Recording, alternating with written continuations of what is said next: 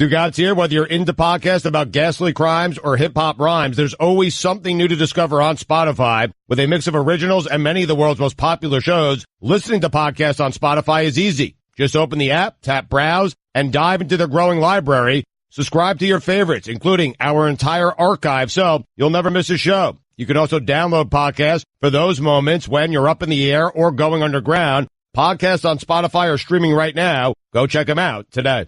Guys, wouldn't your wife or girlfriend love it if you treated her to the very best this Christmas? Now you can, with the world's softest pajamas by Pajamagram. Created by a team of pajama experts, the world's softest PJs are lighter than a cloud, softer than a bunny, like cashmere, only better. She'll love how heavenly they feel. Includes free gift packaging and Christmas delivery is guaranteed. So visit Pajamagram.com or call 1-800-GIVE-PJs. This is the best of the Dan Le Batard Show with the Stugatz podcast. This isn't where I thought we were going to start our Football Monday. Great day of football yesterday. But I have a question for you guys because I'm reading a stat right here and I'm having a hard time that's believing it's so, even though I do believe it to be so. So I'll ask the questions.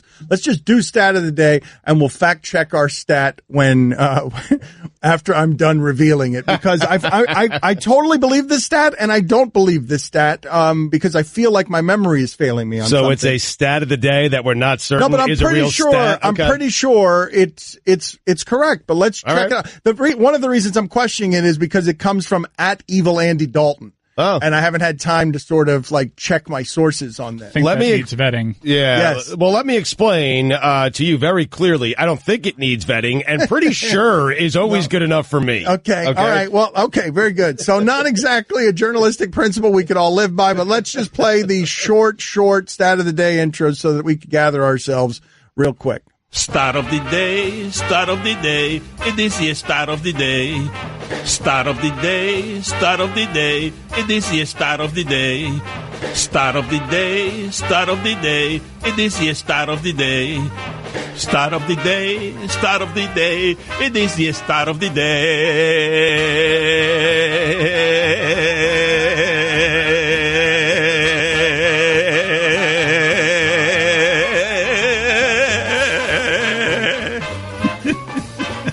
So, @EvilAndyDalton says, back in 2003, Marvin Lewis took over a Bengals team that had only 5 playoff wins in franchise history. In 2017, after 15 years, Marvin Lewis will leave a Bengals team that has only 5 playoff wins in franchise history. I seem to remember somewhere the Bengals winning a playoff game against a Houston or a Tom Savage or something. Nope. Like, it wasn't a real playoff win, but it was just a...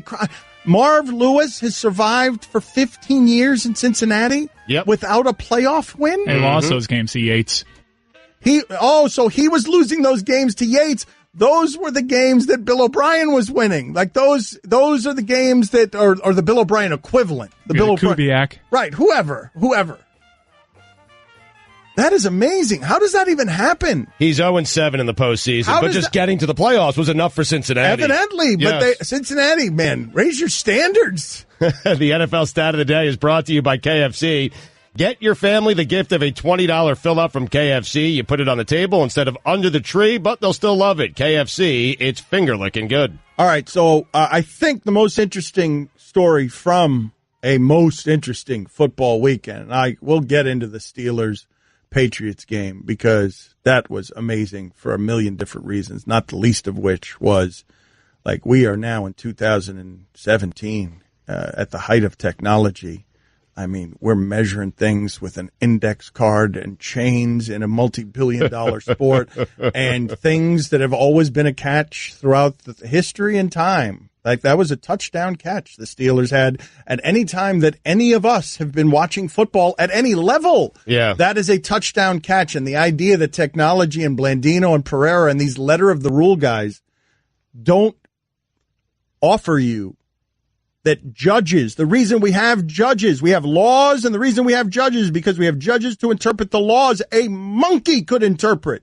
A monkey could adhere to the letter of the law. common sense. The reason we have arbiters is so they can apply common human decency to law. That was a touchdown in any time that any of us have been watching football. I mean, refs got it right, but the law stinks. Well, I mean, the rule just absolutely I know, but stinks. your arbiters, you okay, fine. You either need better laws or better arbiters, but what you can't have is a game of that magnitude in a collision sport where it's acquisition of real estate through violence. You can't have the rule book deciding stuff that's nonsense. You also have inconsistencies in the rule book where if a running back just gets it over the plane, it's a touchdown. But a wide receiver just gets it over the plane, and it's not a touchdown. But here, we don't need more rules with our sports. Like, we don't need to make this stuff so microscopic that we miss the macro. What's pretty striking is that for what felt like 3 minutes, Nance and Romo are talking about a review and wondering aloud. They're saying it's obvious. They're saying, I don't even know. This is obviously a touchdown. For 3 minutes, they don't even know what the refs are looking at. They don't even know what the refs are looking at. And they had me for 3 minutes looking at the knee to see, well, wait a minute. Does he have to be touched if the knee is down? No, He doesn't have to be touched. That's college football. Like and so I'm like, what are they looking at as well? That's a touchdown. We all know that's a touchdown. And then it becomes, this is taking a long time. It's like, who wants to play football that way? Think about what you're watching, okay? Think about what that is the culmination of. And I don't even think this was the most interesting thing from yesterday, because I think Jerry Richardson was the most interesting thing from yesterday. I think the Patriots enjoy playing football that way. Because it always seems to work out their way. No, yes, and that was a fun game for all involved. But what I'm talking about is the construct around football that employs people like Pereira and Blandino and creates an industry of making officiating more important, as if that's what any of us want with our sports. Making officiating more important. But if we're going to make that more important, then we need arbiters who are actually good at interpreting spirit of the rule. Because I could do letter of the rule. Right. Like if you tell me, I could sit there and look at that and say, yeah, the rule is that's not a catch. But I can also look at that and say that's clearly a touchdown. Dan, I agree with you. I think everyone agrees with you. I'm not certain the officials have the authority to just do, my interpretation of the rule. But I would say, what's the point of having officials unless they have that authority? You're right. I don't have an answer for you, but I don't think that the official sits there and says, hey, you know what? I think that's a touchdown. Forget about the rules. I think it's a touchdown. I'm going to give him 6 points. You can't do that. Well, that game was fascinating for a lot of different reasons. But again, I will say to you this. Think about what we're talking about there. We are talking about the culmination of a game through 13 weeks. This game is violent real estate acquisition. It's acquiring real estate through violence. We've seen 13 weeks of that. That team in its skybox had a guy that we thought that fight for those inches, we thought it paralyzed him very recently. That you would have these guys crawling and scraping with their bodies, risking brain damage for the inches of that real estate. And then at the very top of the AFC, where you are trying to determine the value of who will get the advantage of home field during the playoffs, at the height of all that violence, what you're deciding is what gets to advance. You got to go to your rule book to check it, and you got to go to management and people on the side who are doing the collisions, and then you don't even give them the power to give that victory to what the Patriots know was the earned victor.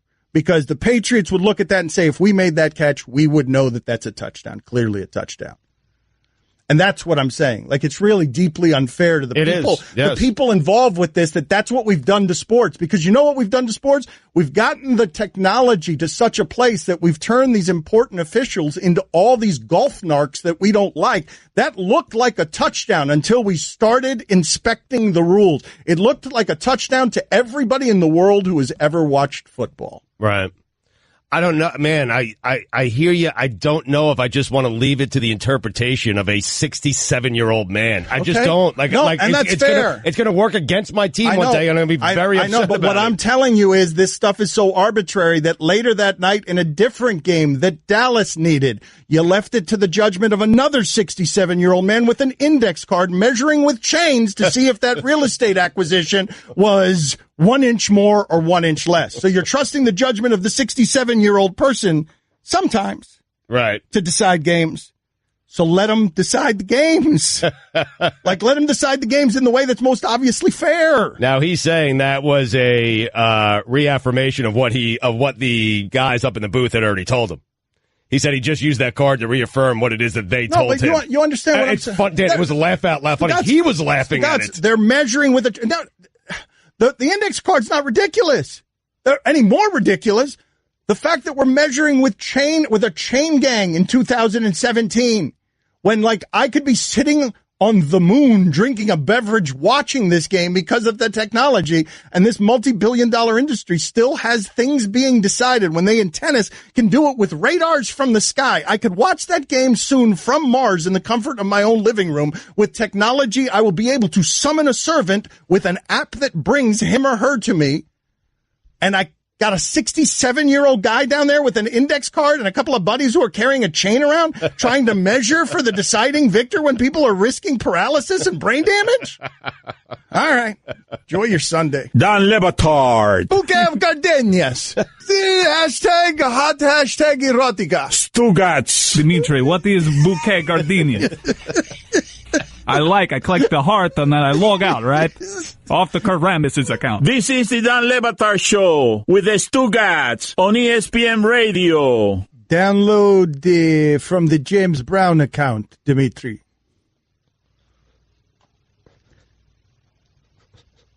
Yes, the CBS guy. No, the other James Brown. The other James Brown, Dimitri. The pregame show with the film on it. The old people. Listen, Stugat, so that you understand how stupid this all is. This way that we care about this thing on Sunday. Mm-hmm. Did you see how the Dallas Raiders game ended? With it's not just the Gene Serator index card measuring an inch with chains. At the end, it's Carr, running toward the end zone, and the difference between a touchdown and victory and him just being a goof and throwing the ball at the pylon is, inches. That right there is literally the difference between 8-6 and 6-8. The 8-6 the Cowboys are, and the 6-8 the Raiders are. That's the difference. Inches. And what you saw in the Pittsburgh Patriots game, the difference is nothing. And Philadelphia last week won on a fourth down play where Alshon Jeffrey is grabbing the ball with his fingertips. Like the difference in these games, the great genius of football is we treat all these things as if they matter, but it's a series of random results that aren't really telling you anything about who's better. It's why they call it a game of inches, Dan. It is. Yep. I mean, you finally have come around to that. Yes, this is great. What a landmark day in show history. It is a game of inches. I mean, think about those games we saw yesterday. Yeah. The difference between the Steelers and the Patriots is that the real difference is, and the real amazing thing is that Tomlin's got Antonio Brown, he's got Le'Veon Bell, he's got Ben Roethlisberger, and Belichick keeps beating him with Rex Burkhead. Who's hurt, by the way. Right. Yeah. But what I'm saying is the fact that those teams are equal and that we often think the Patriots are better is the greatest indictment I can make of the non-blinking Mike Tomlin, who tells you to be tough in every way possible, except when he's got the ball in the lead late and he goes conservative with all the skill talent in the world. Because he's shriveling against the fearless Belichick. It's amazing. Just shriveled. Yep. Everyone's shriveled. Like Ben Roethlisberger. With a Hall of Fame quarterback, by the way. No, but that Hall of Fame quarterback shriveled too. At the end of that game, when it became winning time, when it became the very last thing you have to do to overcome everybody, the officiating, the Patriots, everybody, Ben Roethlisberger made a play the same way you or I would have tried to make it. Just straight stupidity. And it's how you or I in that situation, while urinating ourselves, would have also made that dumb play. And it's a play that Pete Carroll had his team make against the Patriots as we determined value on that day. Yep.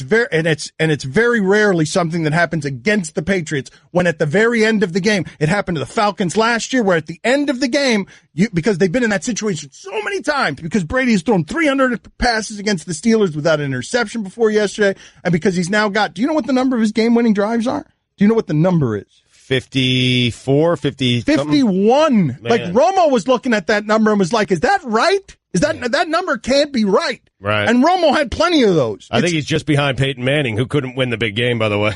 I think I might be willing to grant you guys, for all I say about coaching, we overestimate the value of coaching. right? Brad Stevens can't win anything meaningful until he gets his players, even though we know he's a good coach. Right. Eric Spoelstra, we know he's a good coach. He can't win anything meaningful until he gets good players. Now, Dan, they told, according to Roethlisberger and the reporters, Ben wanted to take a knee, and the guys were in his headset saying, no, do not take a knee, throw the ball. Like, they were trying to get the No, throwing the ball is fine. Throwing the ball there is the dumb thing. You're not going to fool the Patriots at the end of the game with anything you do. They're not idiots. They've been in those situations too many times. Well, been in those situations. After the game, the Patriots said they practiced that just about every single day. You mean clock it. There's no way with no timeouts we're telling him to take a knee on third down. Right, no, spike it. Spike it is what he meant. Yes, clock the ball and just take the field goal. And if they were telling him, go ahead and throw it. Not that. Don't throw that. But all of the late game situation stuff, like think about the Pittsburgh Steelers, because they were cowards at the end of that game with the better people on the field. All the things that happened at the last 5 minutes of the game was a normally ballsy team that used to go for 2-point conversions all the time because of how much skill talent they have shriveled up. If Belichick had these players, he would be running the league. Well, he already is running the league, but he'd be running the league even more. He'd be like if he had these Pittsburgh players. Oh my God! So Tomlin, for all his tough talk, goes totally scared over the last 5 minutes of the game. Just conservative, careful with all that skill talent. And then when the referee makes the call, you thought you had it won. Now everything is collapsing on you. Bleep, man. The Patriots were here with the Falcons last year in the Super Bowl at the height of everything. They didn't collapse at the end. Everything was precision, and Atlanta just totally fell apart because the Patriots have been there in that situation. Think about what happened after second down. Not after the call that we're all howling about and before the stupidity of the final play. Think about what happened before that. They've got time in 30 seconds. They need 10 yards. This defense is exhausted. Their offensive players are all better. They need 10 yards. What do? They got no timeouts. On the previous drive, Romo told you what was coming. He says the Patriots have to run the ball here one time to get the Steelers to use their last timeout. The Patriots ran the ball. The Steelers allowed a touchdown. They weren't ready for the run. They were expecting. Romo told you. Yep. This has to be a run. They've got it. Tomlin, they weren't ready for it. They weren't ready for a run. They scored from 7 yards out. Now, think about what happened, Stugat. After the world collapses, we're all howling about whether that's a touchdown or not. The Steelers run a running play with 30 seconds left and no timeouts to the left that gets tackled in bounds, or a short pass or whatever that was that gets tackled. You cannot run a play there that's going to get tackled in bounds. You have to have plays. All the plays at the end of that game have to be so that you have 30 seconds is plenty of time to have 3 downs or to score a touchdown or 2. It's plenty of time. They lost all their time and were in a total panic by the end. And that never happens to the Patriots. It was a short pass to Hayward Bay for 3 yards, and he stayed in bounds. He's got to get out of bounds. Yeah. He does, and the play call was for him to get out of bounds. They didn't execute, but it wasn't the worst thing in the world because, okay, you're going to leave Tom Brady 30 seconds. You know that's too much. So that's why they went up there. All right, let's chill out. Fake spike, let the clock keep running. Mike, what I'm saying is that's the Patriots. That is the Patriots and fear of the Patriots pushing you to your brink until eventually you panic because everything you're doing is constant. They don't care what you do. They're running the ball to get the timeout from the 7-yard line. They don't care whether they're leaving Ben Roethlisberger 50 seconds. But Ben Roethlisberger and Tomlin fear leaving Tom Brady even 5 seconds. Understandably so, but you don't think that Belichick, because I was thinking that at the time, Dion Lewis should have just fell at the 1-yard line. You don't think, Belichick wasn't processing, I just left Roethlisberger 59 seconds at a timeout here? They called a running play to get a timeout. The running play worked for a touchdown. They were fine with it. And should have been. Like, I'm telling you, man, everybody in that league fears Belichick so much. All those coaches, when it comes time to be brave and actually risk some courage, when it comes time for them to be brave, they shrivel up against him. Except for Tom Coughlin. He just shriveled up. Good stuff. He can't shrivel up. He can't shrivel up in the nether regions. It's just everything that's shriveled. Guillermo, put it on the poll. Is everything on Tom Coughlin shriveled? Don Le Batard. Dice Clay was the biggest comedian in America at one point, selling out arenas. And he is god awful. Stugatz. Little Miss Muffet. Yeah. That's right. What's in the bowl? Funny. You remember the smoking of the cigarette? Oh, yeah, The smoking of the cigarette. Little behind Miss his Muffet, head. cigarette behind my head. Yeah.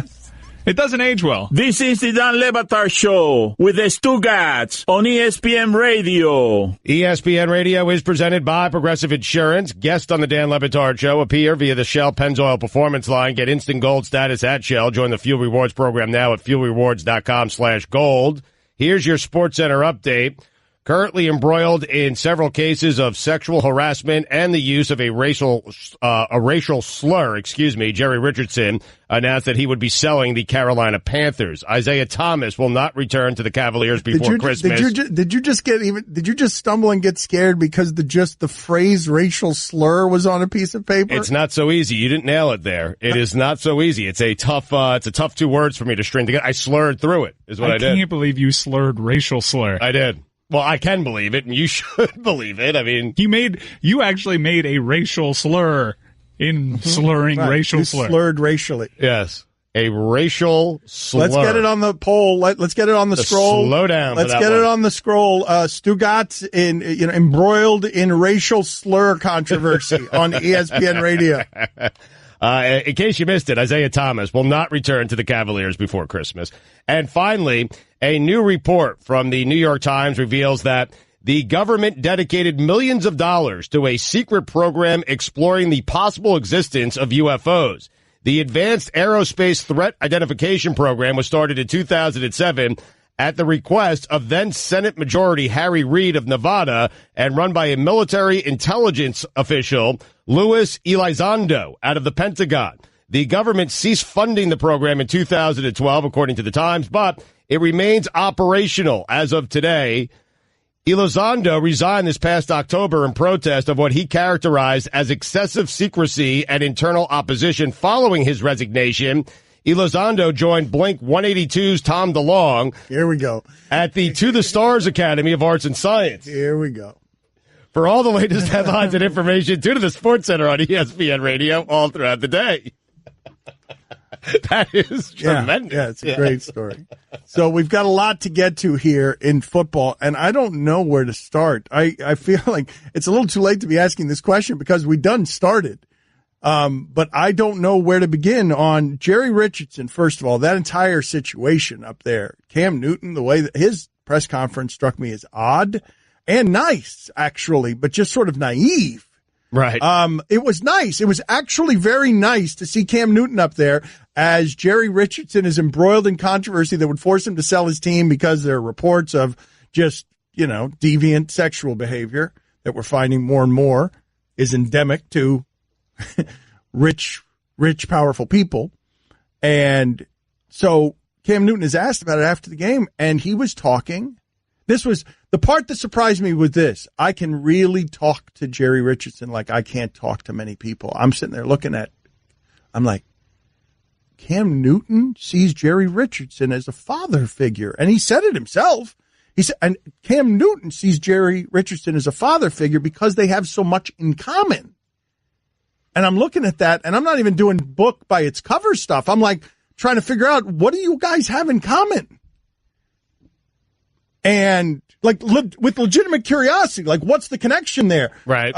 And because I thought it was weird or weirdly naive that Cam Newton as a quarterback would get in front of the cameras and in a time of scandal defend Jerry Richardson as a father figure when Jerry Richardson's got to sell his team because of the nature of the scandal. It was kind of odd, man. I hate judging guys in press conferences. It's nerve-wracking right after games. Yeah, but we do it a lot to Cam. No, but Cam's not good at it. He's just clumsy. And I think we all need to just accept that Cam isn't very good at the post-game press conference. He's just not. He says things maybe he doesn't mean. That'd be, you know what? I think he's nervous. I don't know. No, but it doesn't even matter the reasons for it. That is an astute thing for Stugats to say. Thank you. If someone in sports can't do something because they're physically not good at it, everybody wanted the Cowboys of Jimmy Johnson to be running more screen passes because their offensive line was so good. And he's like, we're not good at screen passes. I'm not going to run screen passes, just give the ball to Emmitt Smith. That's not something we're good at. If we were to just get to the point where it was like, you know what? Cam Newton, press conferences and social stuff. We need to just ignore him. Like, anything that happens over there, he's just not good at it. Right. Like, he's not good at the social stuff. He's not good at the press conferences. Just don't listen to him. Don't ask his opinion on heavy things because that's just not a strength. It's a weakness for Cam Newton, even though he looks like he's strong at everything. I know everyone's doing optics when someone like Cam Newton says, I can relate to him in a way that would surprise you. There is something there because I was struggling to find the connection point. Jerry Richardson was actually a player in the NFL. No other owners can say that. So he can relate to his players on a level that other owners can't. There you go. And clearly he was doing things socially that the players who, dabble in misogyny were doing, like Jerry Richardson. They were calling him Mr. They were calling him Mr. It's Mr. Richardson. That one, Draymond Green got me thinking about that one the other day in a way I never thought about it when he was like, get the name owners out of here. Owners, right. Conjures, plantations, and slaves. But and this is not specific to Jerry Richardson, although when Cam Newton is calling him Jerry Richardson, the Mr. feels different, or can feel different. Sure.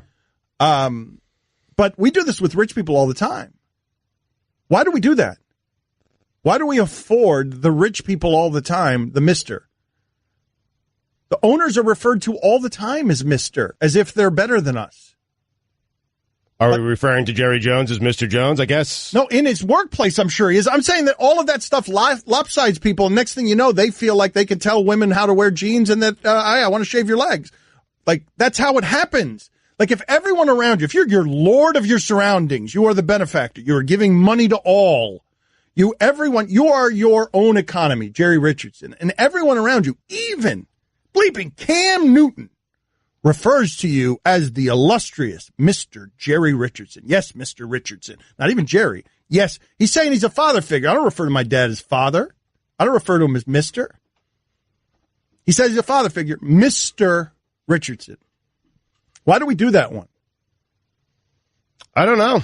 It's a good question. I have no idea why we do it all the time, though, correct? We afford the people with money, as ridiculous as if they had a bunch of pineapples. Or power, boss. Maybe it's your boss. Maybe a boss. Yeah. I remember Cam was unusually receptive to, when he was getting drafted, there was all that talk that Jerry Richardson told him, no tattoos, no piercings. Don't want that. Correct. Well, that's where that's the first place I was thinking, like, what do you guys have in common? Like, what? He reprimanded you. They made you sit for a quarter because you weren't wearing a tie last year. Right. Like, the relatable part, that was a bit confusing. Like, what do you guys have in common? The support for Jerry Richardson. That was cool. Because we've seen Matt Lauer go down and the people on that show supporting Matt Lauer. Cool. It was cool to see, but it was also naive and ignores that Richardson's 100%. Not the victim here. Right. Considering how receptive Cam Newton was to that advice from Jerry Richardson at the very start of his career, maybe there's something going on, and I think Cam sort of articulated it as such as, this guy taught me how to be a professional. Oh, but I was a kid going into Mike, my job. I think you're seeing everywhere, though, people forced to deal with human frailty in a way that's uncomfortable and that we could all learn from. Thing happens in sports, we all rush to judge. And then Sarah Silverman is there to tell you, hey, Louis C.K.'s my good friend. There's a human being there. Jerry Richardson sells with a racial slur and some other controversy, and Cam Newton's there to tell you, yeah, but this is the relationship I have with him. This is a little bit different. And so it just becomes muddled in a way when your friends and the people you love are humanized and the people who have been victims don't care to have them humanized. If you've been the victim of sexual assault, you don't want Cam Newton up there humanizing Jerry Richardson, but Cam Newton's going to want to humanize Jerry Richardson because he loves Jerry Richardson. Totally agree, Mr. Le Batard. I ain't got time to bleed. How ridiculous. I don't think anybody calls me Mr. I'm only going to call you Mr. Le Batard. Anybody in my life ever calls me Mr. Catch more of the Dan Le Batard Show with the Stugats. 10 to 1 Eastern on ESPN Radio and ESPNU. Hi, everyone. Stugats here. Support for the Dan Le Batard Show podcast comes from our friends at Rocket Mortgage by Quicken Loans. Chances are you're confident when it comes to your work, your hobbies, and your life. Rocket Mortgage gives you that same level of confidence when it comes to buying a home or refinancing your existing home loan. With Rocket Mortgage, you can apply simply and understand fully so you can mortgage confidently. To get started, go to rocketmortgage.com/Stugotz, STUGOTZ, equal housing lender, licensed in all 50 states, NMLS Consumer Access.org number 3030. Don Le Batard. You are the best, and when I say the best, I mean the very worst and most evil. Stugats. The worst. But this time, it's for real. Worst. This is the Don Le Batard Show with the Stugats on ESPN Radio. All right, so straight talk is what it'll be.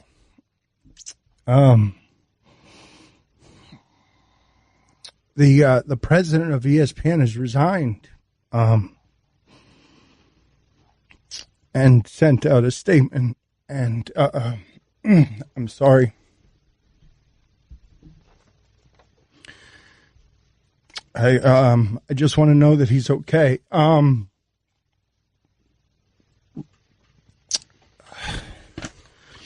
Take your time, buddy. Yeah. So I'm just learning this now, okay? And this is this is the reason that I work here. And so I don't know what's coming. I don't know what this is, but he has turned in his resignation. He sent it to everybody at ESPN through all the email accounts. And he said, I'd like to share a statement I'm issuing today as well as one from Bob Iger. It has been my absolute privilege to serve as president of ESPN. Sincerely, John Skipper. Today I have resigned from my duties as president of ESPN. I've had a wonderful career at the Walt Disney Company, and I'm grateful for the many opportunities and friendships. I owe a debt to many, but most profoundly, Michael Linton, George Bodenheimer, and Bob Iger. I've struggled for many years with a substance addiction. I've decided for the most important thing I can do right now is to take care of my problem. I've disclosed that decision to the company, and we mutually agreed that it was appropriate that I resign. I will always appreciate the human understanding and warmth that Bob displayed here and always.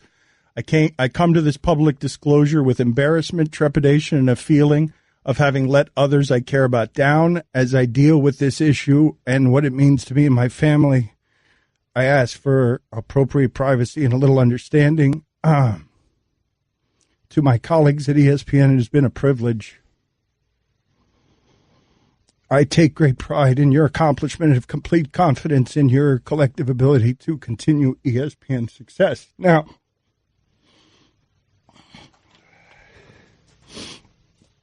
I know I look like it and sound like a fool right now.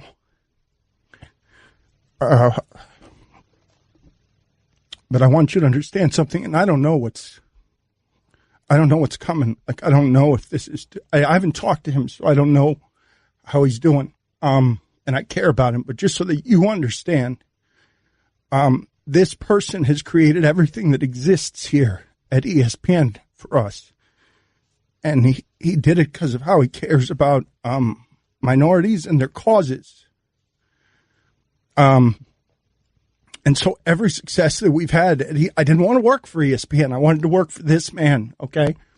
And so I'm just sort of shocked and hurt and scared, not for anything material, just scared because I want him to be okay, because this is not going to be a fun storm, whatever comes next after this. And so I am sorry I'm reacting this way, and I don't know what damage I'm doing in reacting this way, but so that's straight talk. So that's where we are.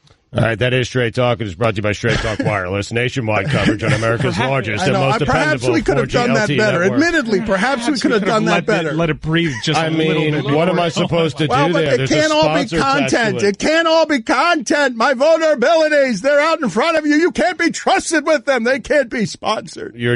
That is brought to you by Straight Talk Wireless, nationwide coverage of America's largest and most dependable 4G LTE network. Your tears are my content. I'm crying. So many people are going to make fun of me for crying. That can't be sponsored. It is brought to you by Straight Talk Wireless, nationwide coverage of America's largest and most dependable 4G LTE network. We can't laugh around these things. This is human pain. You don't mock human pain. I'm suffering. Dan's Pain is brought to you by Straight Talk Wireless, nationwide coverage on America's largest and most dependable 4G LTE network. Is everything for sale around here? Even my dignity. Can I not make a single solid, profound point without you putting a sponsor on and trying to cash in? Dan's single profound thought is brought to you by Straight Talk Wireless, nationwide coverage on America's largest and most dependable 4G LTE networks. Le Batard. Stugats lies so much, and he doesn't take inventory of his lies, that even when he's telling the truth, we don't believe him on anything. What's wrong, Stugats? What are you objecting to? I mean, listen, I've done this to myself, so I'm frustrated at myself. I'm not going to lash out elsewhere because I understand why everyone would think that I was the one who did this. But I am sitting here telling you guys that I did not do it. Stugotz. You absolutely took a bite out of a piece of pizza and put it back with the rest of the pizza. It was me. This is the Dan Le Batard Show with the Stugotz on ESPN Radio. I'm sorry. I'm going to apologize, I guess, a number of times over the last little bit here. I think the show might go sideways. Maybe it'll be better. It's certainly going to be real because we've had people die we have had friends learn of their death during the show, and I have been altered by it, but not quite as altered as I have been altered by this news because I don't know what comes with this. And if you're just joining us, the president of ESPN has resigned. My fear is not for anything that we have here or that ESPN, it's not for the material things.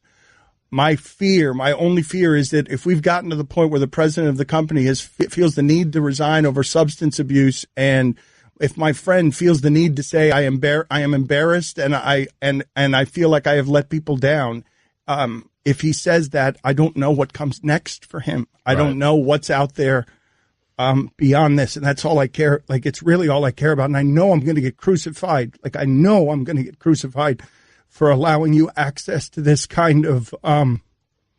I'm going to avoid the internet for a while because I know I could tell I'm going to get crushed for trusting this audience with this vulnerability, but I'm learning about it in real time. And somebody I care about deeply is headed toward a storm, and I want him to be okay. And that's it. And bleep me, I don't want to be doing this on air. God dang it. Let's go to the useless sound montage. So this is, Stugotz, you just do it, please. All right, let's go to the useless sound montage here. Well done. We put together a bunch of meaningless sound that is only meaningful to the people on this show, and we play it back for you every week. Every game counts in this league, and they're all big. Trying to get hot at the right time. Every game from here on out is a playoff game. You got to play a game at a time. You can't look forward to who's after that or anything like that. So just play game by game, week by week. We take them one at a time. Mitch had some really good throws, and then, we had a couple of errant ones, just looking at it by the naked eye. Pleased how we started the game, obviously. It's what we talked about all week, or the short week. We played the exact opposite of, complimentary football. We played terrible. He's like lightning in a bottle. I think our destiny's in front of us and in our hands. There's plays out there to be made. We just didn't make them. It was a back-and-forth game. Steelers made a lot of plays. We made some plays. Luckily, we made one more than they did. The difference between a touchdown and a field goal, not only numerically, but momentum-wise, is huge. You can't turn the ball over against a good football team. They have proven that if you don't turn the ball over against them, I'm talking about the Eagles, you got a decent chance of winning. I thought the fans were ready to go. They were outstanding with the crowd noise today. I think we have the best fans in not only in the NFL but the world. Just move forward and put the blinders on. He's a big fella, and he landed on me, so didn't feel so hot, but I'm good. Once you get on the field, you just play ball. You live in the moment, and there's just something that comes out of you that you just go out there and you just play. First, I'm going to compliment Doug and his football team, the Eagles, for the win. They got it done in the end. I wish him a lot of luck going forward. He's a good man. We know how important winning at home is. The guys talk about it a lot. We talk a lot about defending our dirt. That's something that's out there. That's a saying that's out there now. Well, they threw it well and they caught it well. It's been a while since we've been unsuccessful when we step into a stadium. It's important that we absorb what happened. We make necessary responses as we move forward and get back into our winning ways. And that's going to be our challenge in response to what transpired. I think overall it was just a football game against a division team that was in playoff contention that we just didn't start fast. Just on me to make sure that I learn from this and continue to take on these experiences and do whatever I can to be the best me I can, the best teammate, the best leader, and the best quarterback I can become. at this point in time, I really can't pinpoint one thing. It's a game of inches. I'm really just going to play football like I know how to play football. Gosh, it's a tight group. It's a real tight group. It's a family atmosphere. This is a band of brothers. Those are just not. They're not words. It's important. We wanted to win. Everybody had a desire. Sometimes you can prepare well and not play well. Those are two different things. I think everybody has to understand the difference between preparing and playing well. And but for the most part, our guys have given great effort. Sometimes we give great effort, and the score doesn't indicate that. But I'm happy the way our guys have competed, played, practiced, and prepared throughout the entire season and off season. We're off the field on 4th down.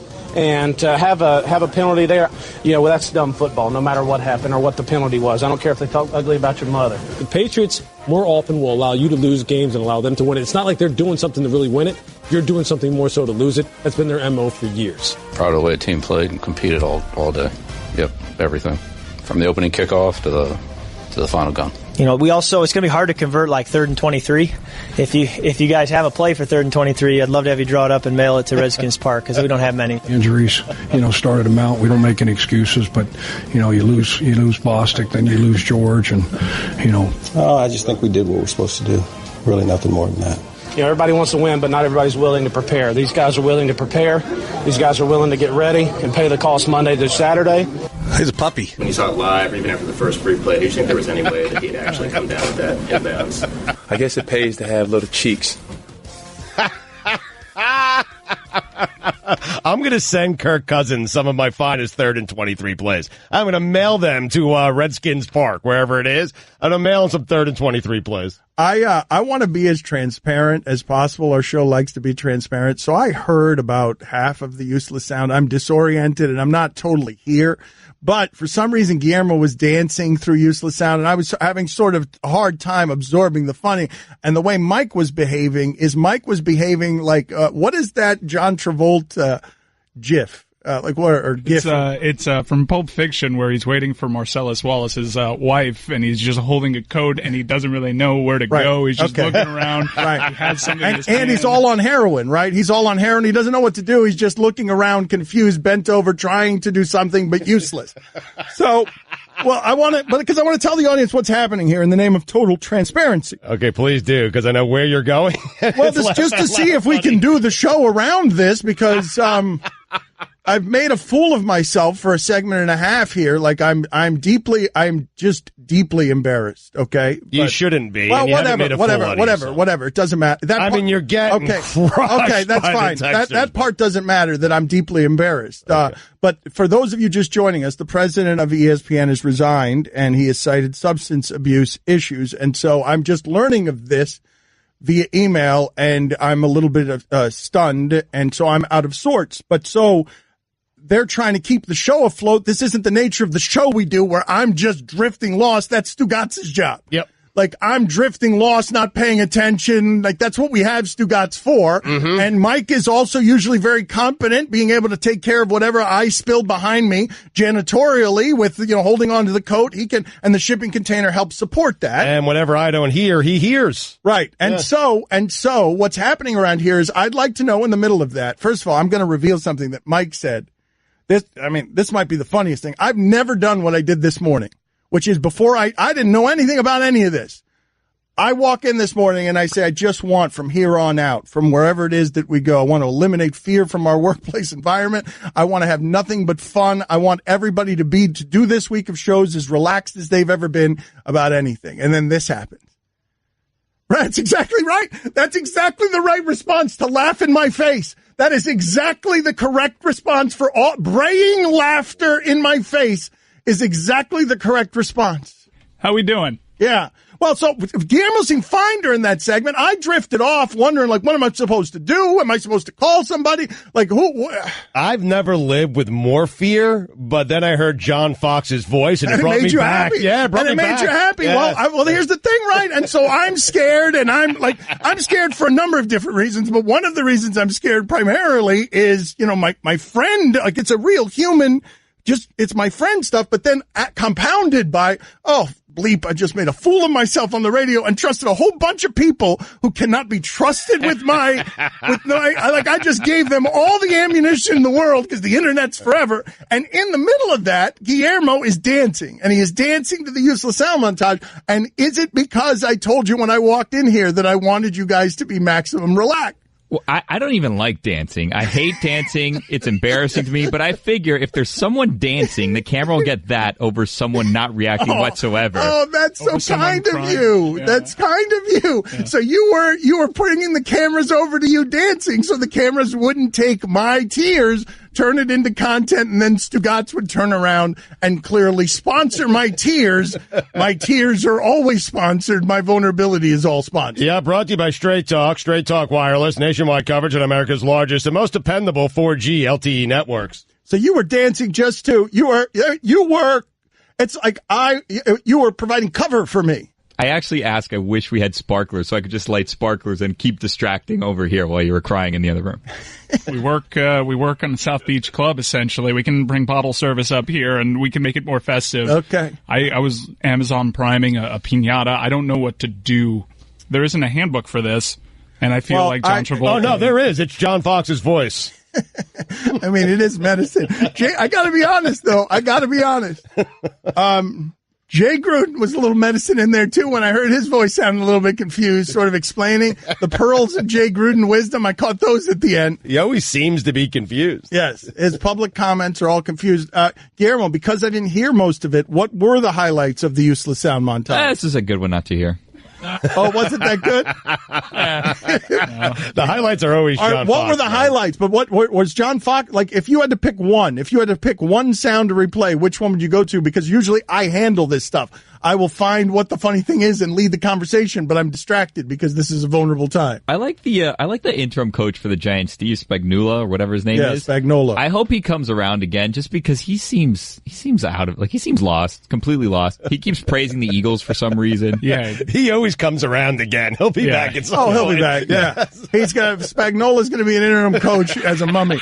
It was in 200 years. It was good to have Put him that back. on the poll. Put that poll on the poll. Is Spagnuolo going to be, what is his name now? Spagnola. That's a fine. That can't be a fine! What do you mean? And tone issues, too. Put that on the poll. Is Spagnola going to be an interim coach for somebody 200 years from now? Don Le Batard. Guillermo, you were here throughout the entirety of that. We talked to them for an hour. What did you think? You guys were listening. What did you guys think was the best thing in there? Stugotz. You weren't listening. Okay, I mean, good talking so to you. Okay, good talking to you. You weren't listening. Excellent work by you again, as always, Guillermo. You brought it strong, as always. This is the Dan Le Batard Show with the Stugotz on ESPN Radio. All right, so we're going to keep trying to do our show, although I don't know exactly how we're going to be able to do this, because Stugotz was saying during the break, should I even be doing weekend observations? And I'm saying to myself, like, let's just do the show. Let's do the show. That's it. I'm vulnerable. I'm not right, but let's just do the show. And so I want to do weekend observations, and we will do it during the next hour. But what I think is funny about Stugotz and Stugotz's inner turmoil and just how self-interested Stugotz is. Before you get there, I was just throwing that out as a suggestion because they're not very good this week. Well, wait, that's not even the most embarrassing thing that's going to happen in this segment. Okay. Like, I know that you're trying to get out of weekend observations because you didn't work very hard on them, and you just threw a bunch of notes, a bunch of feces at Mike and tried to get him to organize them. Why don't you pull up the email I sent you this morning? Why don't you pull up the email that Mike Ryan sent you just this morning on how your weekend observations were sent?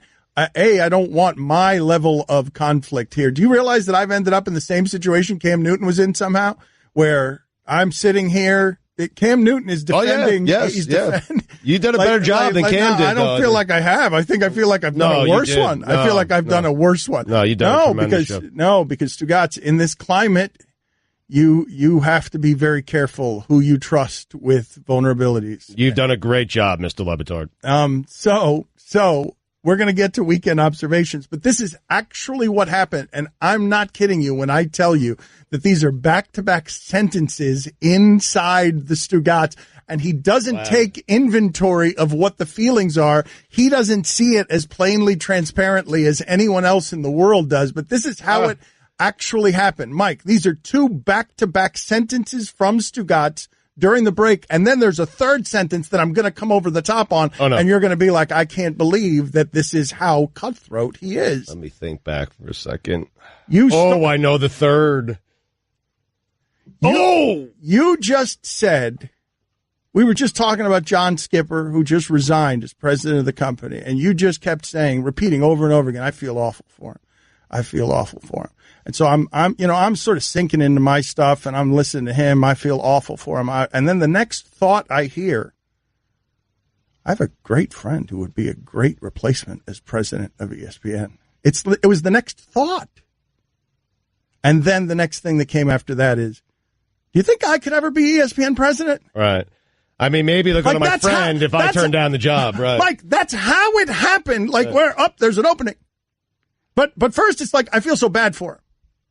Well, I do. It's like watching football on Sundays. Oh, look, I feel so bad for that guy. His spine hurts. Hey, there's a new guy running in the same place where the old guy was. But you got to move on while still keeping that guy in your thoughts. Like Ryan Shazier went down, and the Steelers eventually, once they got over the shock, they moved on while still feeling badly for him and having him in his thoughts. You got to move on. Right. That is where self-interest resides. It's not exactly where human compassion exists. I do feel terrible. Right. No, but I'm saying like John Skipper's been nothing but great to me. But here's the thing, though. Here's what I would say is the distinction. I do believe that you think you feel terrible, but I would say that that's somewhat diluted when your next thought is, and who's going to be the next president? Like that. I could see how you would arrive at that conclusion. Mean painted such a vivid picture about what goes inside Stugats' head, how it's just a factory of like 15 mini Stugatses and a conveyor belt with thoughts. So he sees you actually feeling bad for John Skipper. And so he feels the need to also feel bad. So all 15 voices are, say you feel bad too. That's right. That's exactly say you feel bad. Say you feel bad. Say you feel bad. Say you feel bad. But there's one voice. What about us, though? Yes. What does this mean for us? What does this mean for me? There is one guy. Yes. You could be the next president. Yes. Oh yeah. No. Give him your friend's name. Give him your. And then no. What about? No. Wait. Why would I give my friend's name if I could do it myself? Hold on. I want to recreate this with the shipping container. Okay. I want you guys to be the 4 Stugatses. Chris, Guillermo, Mike, and Roy are the 4 Stugatses in his head. Now, there are more Stugatses. There are 15 Stugatses, and they are the factory line of workers. There's a foreman Stugats. He's keeping the thought that everything. There are 15 Stugats working in concert to get the thoughts to Stugats' mouth. All right, so let's do this in order. The 3 thoughts. Okay. Saying you feel bad. No. I don't want to do it in order. I just want them all shouting. I want all because it's chaos in there, right? They all want everything. They address me as Mr. Gotts. Make sure you guys do the same. Right. Okay. So now I want to recreate however that would sound like. I want you to imagine we're going to take you well deep inside of the head of Stugats here. This is secret access nobody gets. This is wired for sound. You thought I was intimate and vulnerable in previous segments. This is deep inside the belly of the beast. We go now inside of the head of Stugats as the president of ESPN publicly resigns. Ooh. Whoa. Him looks sad. Say you feel bad. We have to be sad too. Is this real emotion? How do I process this? How do we do this? Say you feel bad too. Do I cry? Do I cry? Do I cry tears? Crocodile tears. What about us? This is a sad day. Wait a second. Dance isn't sad. We're sad. What about Be me? sad. Be sad. Ooh, what does this mean for me? There's an opening. Hold on. How do I make more money off this? How do I have a friend? I need to get the job. The friend can give me more money. Is he a real friend? Wait a minute. I go on the phone. Doesn't matter if it's a real friend. You know who makes more money? It should be us. President. Imaginary. We should be the president. I should forget my friend. President John Wiener. Sounds great. Great title. Do I have an office? I can do this. This is easy. I just point a finger. This is great. Get Argo on the phone. I have people I can delegate to, right? How's Dan responding to this? We're great. Is it good? Eisner. Does he think? He'll back me up, right? What does the president really do? Just a title.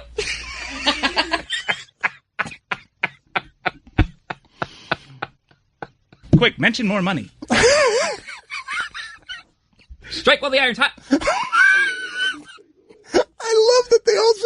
John Lovett. I actually heard all these things in my head. I know. Stugotz thinks we're acting. That's real sound. Hey girl, have you done something new with your scales? Using new moisturizer? Nice. It really brings out the hazel in your eyes. Oh, hold on. Are you using whitening strips too? Your fangs look good, girl. Really good.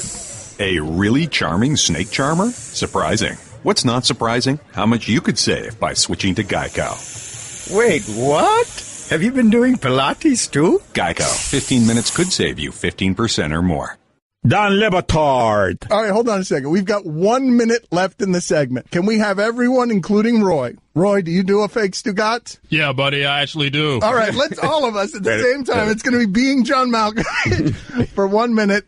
Go. Stugotz. Hey, buddy. Listen, man. I love to join the show tomorrow. You know, I'll do anything for you. I'll do anything for you guys. I am never playing here. Make sure this is all an elaborate ruse. Okay? I am way overpaid. An opportunity. Get on SportsCenter. This is the Don Lebatard Show with the Stugotz on ESPN Radio. Guillermo, put it on the poll. Is bequeathed a word that you would ever use? I don't know why bequeathed was in that copy. Isn't bequeathed just gave? It's just, instead of giving it, it's royal people giving it, so we give it bequeathed. It's like calling Jerry Richardson Mr. when you don't call other people Mr.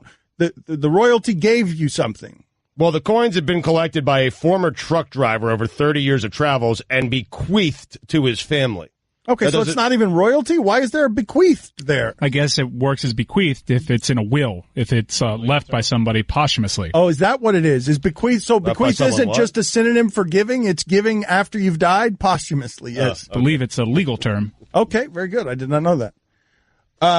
So help me out here, Mike, because I've closed my computer and I will be free of the internet for the remainder of the week. That's probably a solid choice. The remainder of the week? Yeah. Oh, yeah. I'm not going to look at a computer the rest of the week. I'm not going to look at my phone the rest of the week. I am out on this because. Well, what if I need you or anything? I'm not looking at things. Okay. Like I need. I'll talk to you next week. Yeah, I just don't want people. I don't want people to take my vulnerability and mock it in a way. Like, Mike, you tell me when it's safe to come back to the internet, okay? Listen, I just want to wish you, in advance of you doing this, because I have no idea when you'll be back, happy holidays to you and your family, and a happy and healthy New Year. Well, here's what just happened to us. If you're just joining us because the president of ESPN has resigned, I was going to take yesterday off from the radio because I got to tape 2 television shows. Tomorrow. That's a fine. It's a fine. What did I say? Yesterday. Yeah. That's not a fine. Well, it kind of is. I mean, that's not a fine. No, the name of tomorrow is tomorrow. You called it yesterday. You called tomorrow yesterday. It's the names of people. If I get the names of people wrong, I was supposed to take television off tomorrow. I'm sorry, radio off tomorrow because... You got radio's name wrong now. You're rattled, man. $5. I'll take it easy on you, all right? And put it in my pocket. Yeah, bequeath it to me.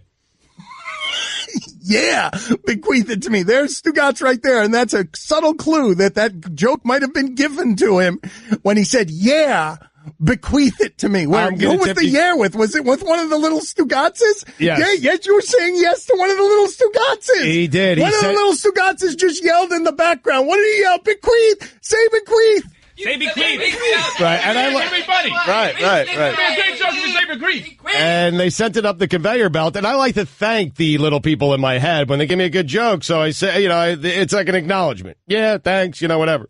You're welcome. Solid line. Appreciate it. You're welcome. Thank you. I love these characters more than the Kentucky Fried Chickens. The Amin El Hassan created Stugotzes in his head. They're not on to us at all. Let's talk some football here. Really? Yeah, I want to talk some football. Cool. Did you see what happened? The specifics of what happened with the Seahawks, the things that they were talking about, where I saw them get blown out. Right. Well, they get smoked, and they get smoked. See, getting smoked is one thing. I'm always somebody who is. I don't like the idea of when you're playing in that sport, people who are accused of quitting. I don't love when you're playing that sport and it hurts that way to call a team quitters. But if you were looking at a team of quitters, one way that it would reveal itself is you lose that way to the Rams and you don't even make the Rams throw the ball. You just keep giving it to Gurley and you, a champion defense, a prideful defense that's ravaged by injury. You can't do anything about it. That's how a physical, great offensive football team would make another team quit. Goff wasn't anything yesterday. Goff didn't even have to do anything. He didn't have to. They just kept giving the ball to Gurley, and Gurley, it felt like what Gurley did yesterday was end the Seattle run. That's how that was feeling to everybody. Right. Now, that may not be so. They may just be unhealthy, but that's what it felt like Gurley was doing to them. I mean, like, this is, hey, Seattle, you're done. Our time now. Here come the Rams. Right. I mean, they play Dallas this week, and the Seahawks do, and if they win that game, they still have a good shot of making it. But you're right. That's how it felt. Seeing the Seahawks lose that way at home felt like, oh, okay, it's over, even if it's not. Well, what really surprised me was just how physical the Rams were, and the Seahawks could not deal with it. Damn left tackle I've been telling you about. They run these one-man screens for him, and it's him and Gurley, and it's like there isn't a human being on earth that wants to be in the way of that. Gurley was 21 carries, 152 yards. Them as a team, 43 carries, 244 yards. And to Dan's point, for people who missed that game, because after the first quarter was over, essentially, Jared Goff only threw the ball 21 times. He had 2 touchdowns, but only threw it 21 times. That's not even the interesting part of it to me. The interesting part, whether the champs or whether the team that has felt like the champs for a while, an aggressive team, you can only be so aggressive for so long in that sport. I mean, Ray Lewis is a damn miracle because you will expire the same way you run. Your defense will expire the same way your running back expires. You can't play that way and not sustain injuries. But what I thought was most interesting about that Seahawks-Rams game yesterday is Earl Thomas saying afterward that Bobby Wagner shouldn't be playing, and Bobby Wagner getting mad about that. And now you're in an interesting place where a proud defense, like this guy so doesn't want to quit that he's injured out there, and Earl Thomas is willing to tell you he shouldn't be out there. And he's like, I'm prideful, I should be out there, but you just realized that dude didn't quit, but he cares so much. He cares so much that he won't quit, even when he should, and the result is the Rams run all over you because they're healthier, and this time of year, if you are healthier, you are better. But that's strange because that defense, right? Like, you view them as such a close bunch. They've been together for so long, have done so much winning together, and now it's starting to splinter a little bit. They were splintering when they were winning too. Remember, Sherman and Bennett have had their that's the danger. One of the great things, one of the things that makes me feel like that's the most fascinating team in sports is, man, that caged fury looks great when Pete Carroll is winning with it. But when you lose with it, it looks like you have no control over anything. And Correct. That's what he got at USC. That was the trade he made with his soul at USC. Here's all the winning. You can have all the glory. And he got all the glory and he caged all that fury. But when it's losing, or when you get caught doing the bad stuff you had to do in order to let the program get a loose enough grip that it welcomes the kind of recruits that might be on the edge, might be feel a little dangerous, might mean compromising some academic standards or some principles that have you buying Reggie Bush a house. Like, you cage all of that, and then when it's winning, it looks like you're a genius who's got it under control. Right. When it's losing, it looks like what it did yesterday, which is like, oh, these guys don't respect Pete Carroll enough to play for him. Even as one guy is out there and he shouldn't be out there, and his teammate's telling you he's too injured to be out there, and he's getting mad about the idea that his teammate is telling you that he shouldn't be out there. The Seahawks will be back. The problems are pretty identifiable, and as long as they have that quarterback, they're going to be good as long as he's good. Well, they need the defense to be good. Yeah, but for this year, that window closed for this year, and they closed it. The Rams did by doing what the Seahawks used to do. Well, but I'd be careful about loving that quarterback and that offense too much, just because we've seen him running for his life for a while, and the things that happened to them yesterday were on both sides of the ball because they didn't do anything offensively either. I'd like to build around that guy, though. Right? No. That's fine. But what I'm saying is, yes, I'd like to build around that guy too. But what I'm telling you is that guy might look a lot like something you've seen before, as opposed to Russell Wilson feeling unprecedented. Mm-hmm. If his defense wasn't so often carrying him to places where we can see him play like that. Because if he's playing like that and not winning, like that defense has been the soul, that caged fury of that defense has been the soul of that football team, and Russell Wilson has caused chaos around it. But we all know that Seattle has won its championships because of that defense, and that's rare with a team that wins a Super Bowl. Like when a team wins a Super Bowl, we are in a rush to give the credit to the quarterback. I sort of had a moment of clarity as I was watching that game for a little bit because there wasn't much reason to watch that game. What we've been seeing all season with that offensive line being so bad in Seattle, Russell Wilson somehow making very difficult things look easy. Yes. You can't do that against a defensive line with Aaron Donald in it. You won't be getting it spinning out of these tackles against Aaron Donald. Mm-hmm. That is a ferocious defensive line. Yes. The Rams are going to be fun for a while within this window if they can stay healthy. Make me a bicycle, clown. But that is what it felt like. It felt like yesterday. It felt like there's the them. ascension right there. There's the tipping point. Yep. And it felt like it started last week with Jacksonville, where it's like, ooh, okay, that's how a champion goes down. That's how you slay that's how Michael Bennett goes to a knee, by just frustrated, angry, out of control, temper tantrum, should have been suspended. Meanwhile, the Patriots still rolling. That's right. Yep. With Rex Burkhead. Mm-hmm. Who was hurt. They still won. That's right. Because of Gronk. Oh, we haven't even talked about him. Oh, that guy. He laughed in a dude's face after scoring a touchdown, like pointed and did like a giant 6'7" mime. Like this guy was trying to cover me. How did that not get a taunting penalty? Oh. Like I'm here for it, but how did that not get a penalty? He became a mime where he was pointing at a dude and doing exaggerated laughter, like a mime laughing at a dude he had just beaten for a touchdown for trying to cover it. Because he's a Patriot. Don Le Batard. I mean, my kids don't even like me anymore. That's the bad part. I mean, the one thing I had was my kids, was my twin girls, and they are mortified by me, by my mere existence. Stugats. I mean, I went in that lake at camp over the weekend, took the shirt off, stuck the stomach out as far as I could, and cannonballed right into that lake. My girls asked me to leave afterwards. This is the Don Le Batard Show with the Stugats on ESPN Radio. Guillermo, put this on the poll, please. Have you ever been as confident at anything in your life as Cam Newton was when he told Clay Matthews, watch this? Have you ever had that kind of confidence anywhere in your life where you could look across the line from you at someone who looks like the Nordic Clay Matthews, someone who looks like he's out of a romance novel for older white women, largely. It's that he looks like a little bit of Gladiator, and also the guy that you write the lyrics about, and he did dulcet things to me and made me feel pleasure, unlike any I've ever seen. 50 Shades of Grey, Gladiator, man. And you look at him, and Cam Newton can look at him and say, well, watch this.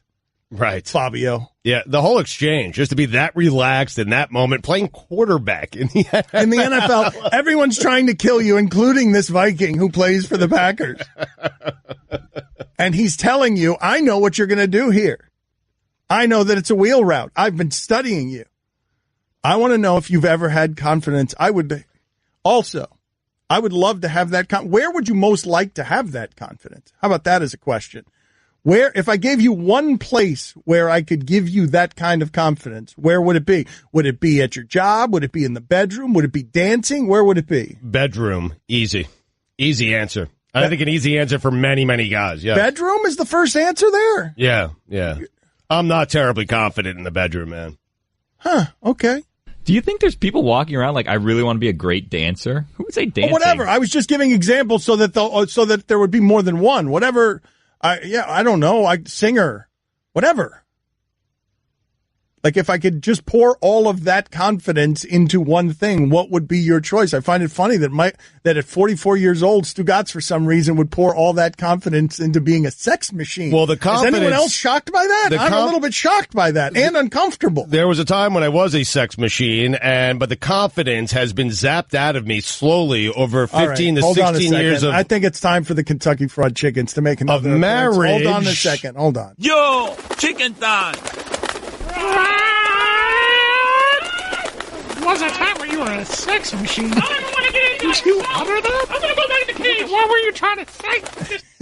It's a fair point. I don't know what I was trying to say. It's a good lie. We got him. But what I was trying to say was, I wish I was more confident. My wife has just kind of zapped the confidence out of me. I'll give you an example. Oh, no. Yes, keep going. Oh, no. She said, Sunday nights are night. And Sunday nights are night. And you know what last night was? Yeah. Sunday night. It was Sunday night. So you want to talk wasn't about entirely this. sure. Are I was you asking okay another talking question. about this? You sure your wife's going to be okay with you talking about this? She's fine with it. She said, let's just make this quick. No. Hence the confidence issues. Abby. He wasn't a problem. Never is. It's my response. Are there any other kind? All right. Is there any... Guillermo put this on the poll, not where I thought we'd end up on this particular day. Put this on the poll. Is there anything legal within foreplay that would be worse than someone saying to you, let's make it quick? I'm trying to think of something. Talking about a mood killer. I'm talking about something in foreplay that is not criminal. It's not any of the stuff that is physical. Just something in foreplay. Did not think we'd end up here today. Woo! Something within that. I'm trying to think of something that would get me crushed earlier or faster than let's make this quick. That happens in marriage, man. Yeah, there's some strong relationships. That's almost everybody's heard that. Okay, well, this is something. Really? Okay, so this is a blind spot that I have because I've never been married. Oh yeah, everyone's heard that. If someone hits me with "Let's make this quick," I mean, I'd find that both mortifying and disrespectful instead of loving. There are times that that's what marriage is, where you're more than willing to accommodate the request. Yeah. Okay, maybe I got this wrong then. I mean, I understood where she was coming from. From my perspective, I'm waiting around for this thing since last Sunday. And I want to take my time, man. And she's like, no, I just want to just bust on right through it. But I understood because the kids were coming home soon. They were out at the Jingle Ball concert. She needed to get through it quickly. All right. Well, but there's no need to say that to me. No, but it's a mood killer, and I'm always quick.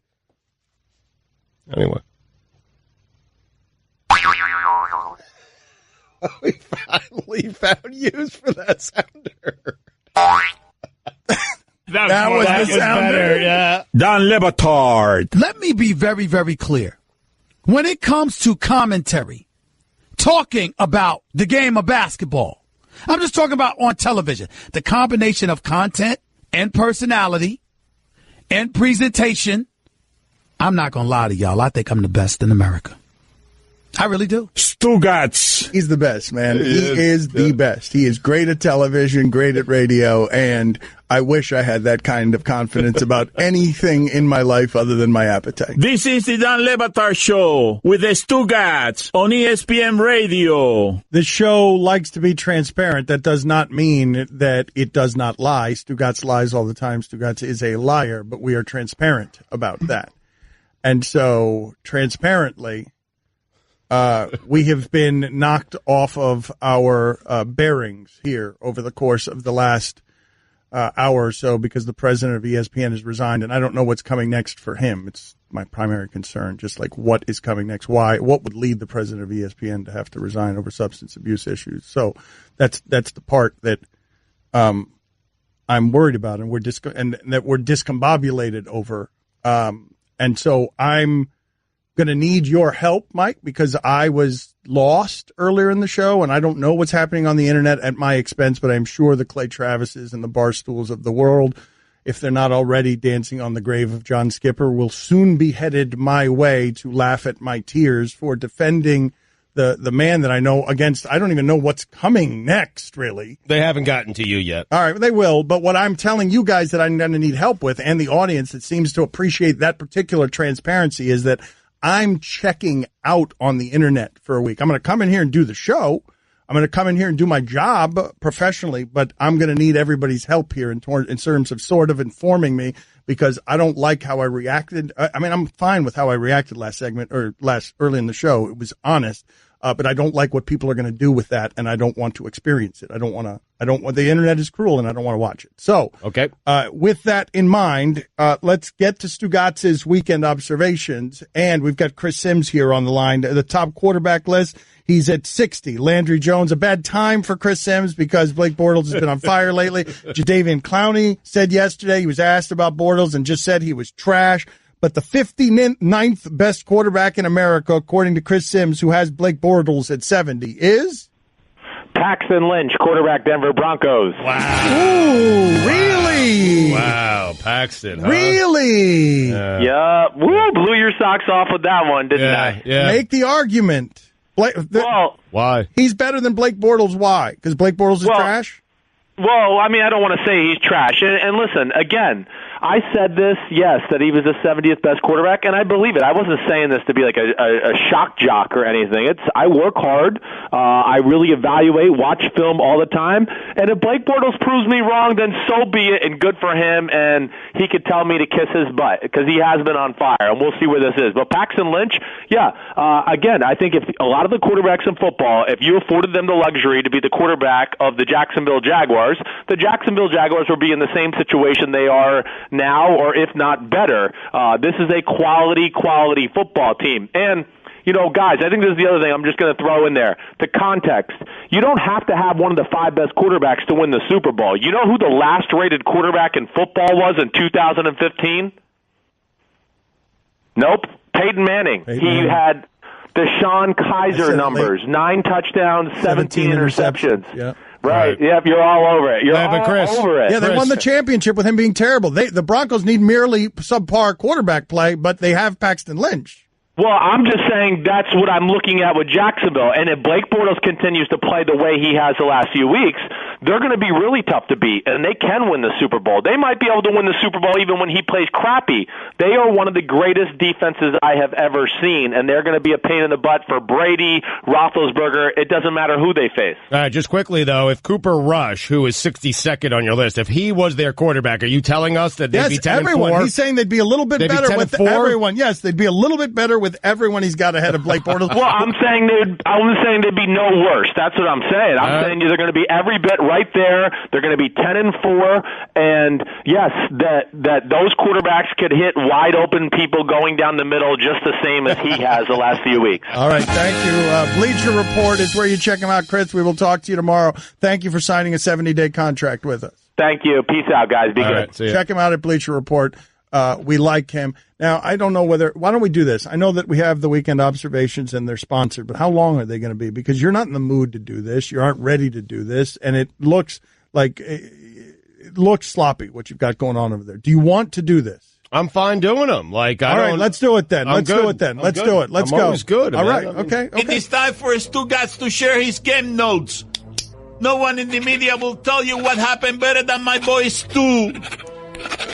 Weekend observations. Can we do something real quick before you do the sponsors? Of course we can. Can we just do half of them this segment and the other half the next segment?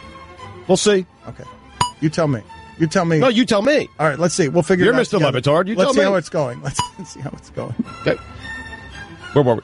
Weekend observations brought to you by Metro PCS. Choose 4 free phones from brands like Samsung, LG, and Motorola when you switch 4 lines to Metro PCS. Sales tax not included, not valid for numbers currently on the T-Mobile network. Dan, make it quick. The Packers are better without Aaron Rodgers. Good news, Steeler fans. In my personal record book, you won that game. Why is it that the most confusing section of a sporting goods store is always the sneaker section? Funniest thing from the sports weekend? LeBron James telling Lonzo Ball not to tell anyone about their conversation and not knowing that he himself was telling the entire world their entire conversation. I mean, there are people just walking around aimlessly in the sneaker department. Carmelo returned to Madison Square Garden and did what he does best at Madison Square Garden: lose. Everyone's confused. No one knows what boxes go with what sneakers. You know what the L-O in Mellow stands for? Loser. There are no workers around. Are we supposed to just figure out sneakers on our own? Anyway. Who has trouble with sneakers? The entire store. There's no one there anymore. You just go in there, you pick out a sneaker that you like. You don't know if the sneaker matches the box that's below the sneaker, and if it doesn't, then you have to find someone, but you can't find anyone because no one's working there. Thank you. Anyway, getting Kareem more involved has the Chiefs back in the hunt. If you don't know how to make a basic chicken cutlet sandwich with melted Swiss, light lettuce, and mayo, do me a favor. Don't work at the deli. Carmelo said he wants to be remembered for being a Knick who did what he had to do night in and night out. Carmelo, what you did night in and night out is underachieved. Chris Paul, do it in the postseason. CP3, more like we'll see P3.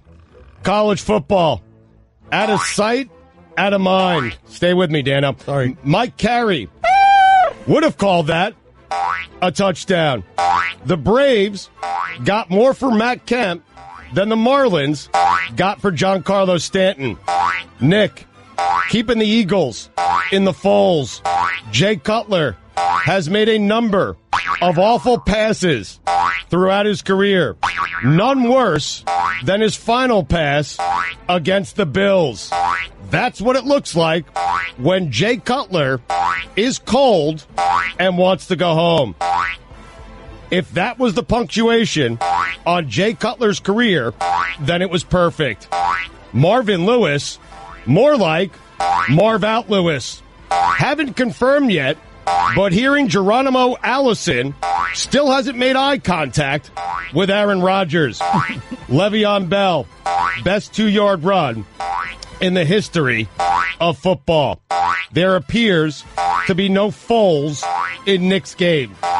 I have to do the rest after this. All right, well, then we will go halfway. We'll do it after the... Did I distract you with the boings? Should we go back to the other way? Are you all right? Payday. It's the payday. chicken wing lodged in my throat. All right, have some water. Should probably drink some water. There are some Foles in my game. Stugotz right now is not blinking. And look how bad it feels to not blink because you don't have air. You don't know what to do. Chicken wings do taste good, though. More. So delicious. I think I can finish these that. All right, I can't. All right, let me see the bullet points here. I'll do it. Again, blink. This is how it feels. You get disoriented. If you don't have blink, if bad things are happening in your life, you don't have blink, just give me the sheet here. I think I can do it. All right, well, go ahead and try that. All right. You can listen to the Dan Le Batard Show with the Stugotz 10 to 1 Eastern on ESPN Radio, and you can watch on ESPNU.